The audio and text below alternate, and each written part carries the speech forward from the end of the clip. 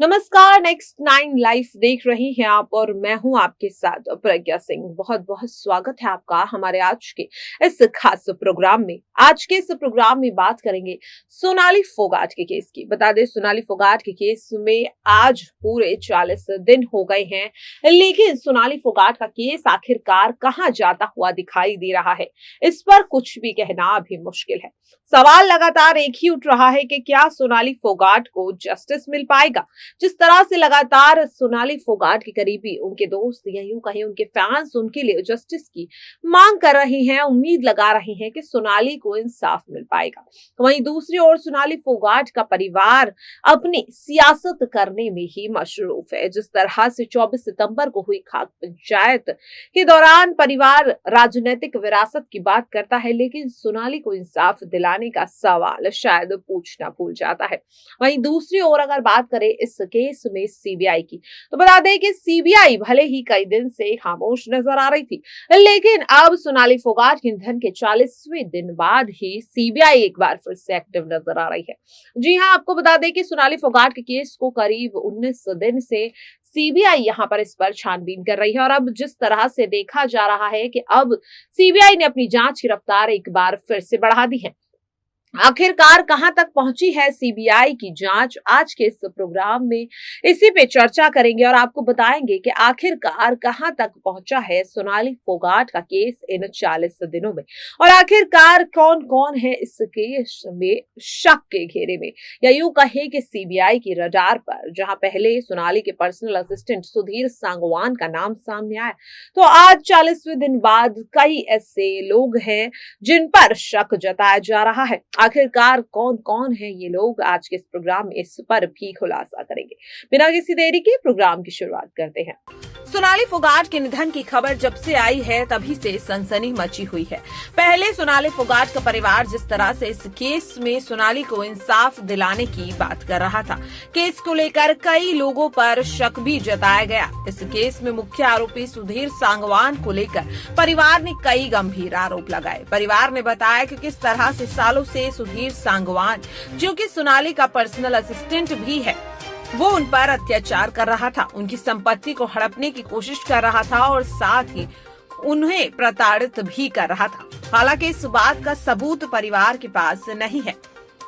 इसी के साथ अगर यहाँ पर गोवा पुलिस की छानबीन पर ध्यान दे तो गोवा पुलिस के भी हाथ कोई ऐसा सबूत नहीं लगा जो ये साबित कर सके कि सुधीर सांगवान ने किसी भी तरह से सोनाली फोगाट को प्रताड़ित किया। हालांकि सोनाली फोगाट की बैंक डिटेल से ये साफ हो गया कि सुधीर सांगवान सोनाली की संपत्ति को हड़पने की कोशिश कर रहा था।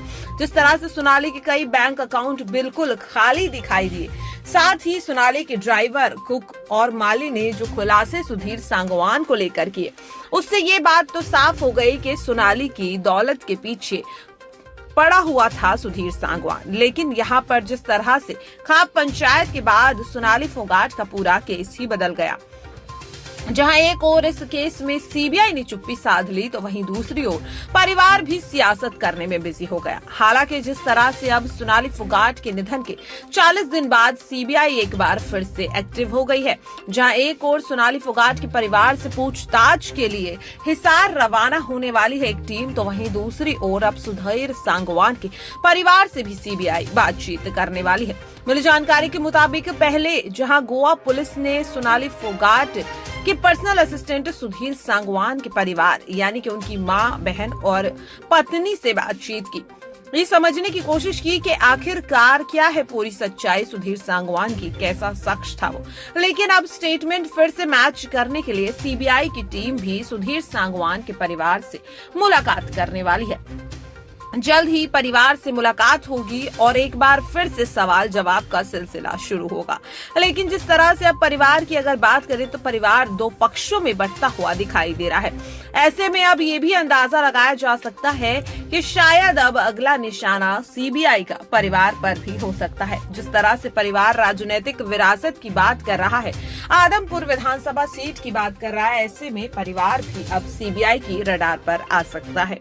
अगर सीबीआई की बात करें तो इन 40 दिनों में सीबीआई के हाथ अभी तक कोई ऐसा सबूत नहीं लगा जिसके बाद ये कहा जा सके कि सोनाली फोगाट के केस में किसी भी तरह का कोई डेवलपमेंट होता हुआ दिखाई दे रहा है। यहाँ तक कि सोनाली फोगाट के निधन के 40 दिन बाद अभी तक ना तो गोवा पुलिस और ना ही सीबीआई ये मोटिव जान पाई कि आखिरकार सोनाली फोगाट की जान क्यों ली गई और आखिरकार सोनाली फोगाट के खिलाफ हुई साजिश में कौन कौन शामिल है। बता दें कि भले ही कई नाम लिए गए हों, लेकिन किसी भी नाम को लेकर पुख्ता सबूत इस वक्त सीबीआई के हाथ नहीं लग पाया है। वहीं इस केस में अब तक सीबीआई सोनाली फोगाट के पर्सनल असिस्टेंट सुधीर सांगवान, उसके दोस्त सुखविंदर, एनडीपीए साथ यहां पर गोवा के कर्लिस रेस्टोरेंट के ओनर एडविन नून से सवाल जवाब कर चुकी है। लेकिन अब देखने वाली बात यह होगी कि जब सीबीआई परिवार से बातचीत करती है तो आखिरकार क्या खुलासे होते हैं, क्योंकि अगर गोवा पुलिस की बात करें तो गोवा पुलिस ने सोनाली के परिवार से सवाल जवाब नहीं किए, केवल उनका स्टेटमेंट रिकॉर्ड किया। लेकिन जब सीबीआई परिवार को रडार पर लेगी तो जाहिर सी बात है कि हर एक बयान को लेकर सवाल किए जाएंगे। अब सवाल ये भी है कि क्या इन सवालों में घिरकर सोनाली का परिवार फंस जाएगा? क्या कोई ऐसा खुलासा होगा जिसकी कल्पना अभी तक किसी ने नहीं की? अब देखने वाली बात यह भी बन जाती है कि जब सीबीआई परिवार के पास पहुंचती है तो वो परिवार जो लगातार बीजेपी नेता कुलदीप बिश्नोई पर आरोप लगा रहा है, क्या वो खुद ही सीबीआई के शिकंजे में फंस जाएगा? तो देखा आपने कि ये था सोनाली फोगाट का केस। 40 दिनों में कहां तक पहुंचा सोनाली का केस। जिस तरह से बीते 22 अगस्त को सोनाली की एक घिनौनी चाल, एक साजिश के चलते उनकी जान चली जाती है। उन्हीं के पर्सनल असिस्टेंट सुधीर सांगवान अपने साथियों के साथ मिलकर सोनाली के खिलाफ इस पूरी घिनौनी साजिश को अंजाम देता है। इसी के साथ किस तरह से सोनाली के परिवार का रूप बदल जाता है। वो परिवार जो अब तक अपनी बेटी के लिए इंसाफ की मांग कर रहा था, वो अचानक से सियासी बातें करने लगता है। हालांकि इस बात को कई दिन हो गए, 24 सितंबर के बाद से सोनाली का परिवार खामोश ही नजर आ रहा है।